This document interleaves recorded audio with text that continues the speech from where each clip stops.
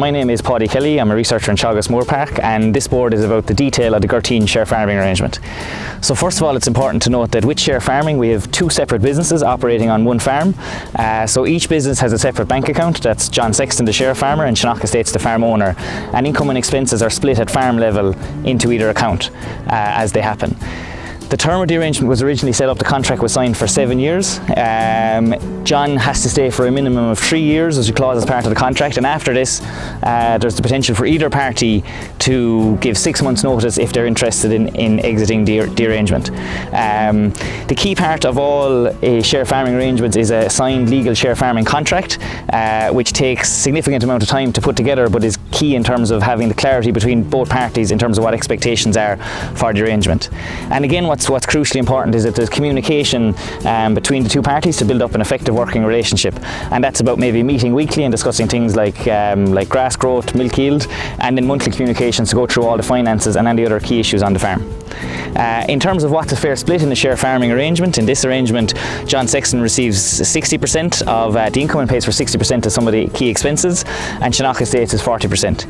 How this is put together is firstly by starting with doing a budget for the farm, then agreeing what's a fair return for both parties. So for the share farmer who provides the cows and the labour on the farm, they must get a return for that, and the farm owner needs to get a return for their land and any investment they've made in terms of facilities. And again, it's about negotiating to see that when we look at the budget and look at what return people need to get, what percentages might be fair to give people that return.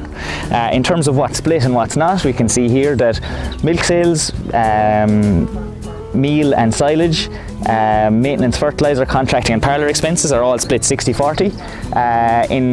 And John keeps all stock sales because he supplied all the cows on the farm. John covers, because he supplies the cows, he covers vet and AI, heifer costs, and he's also responsible for labour. And again, Teagasc keep the single farm payment or basic payment scheme, and they're responsible for costs such as lime, major repairs and maintenance and reclamation on the farm.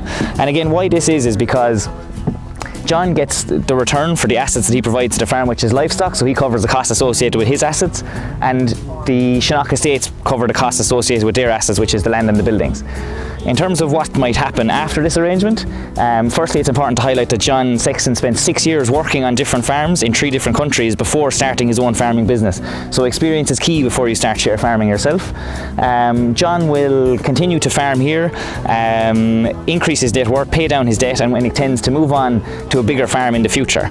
And all the time he's making a return for both himself and the farm owners in Teagasc Estates in a win-win arrangement. The next steps for the Gurteen farm here is that, well, John has now done a lot of he has I suppose run the farm through its first number of years in dairying. It's now a set up turnkey dairy farm, so it'll be an opportunity for someone else in the future.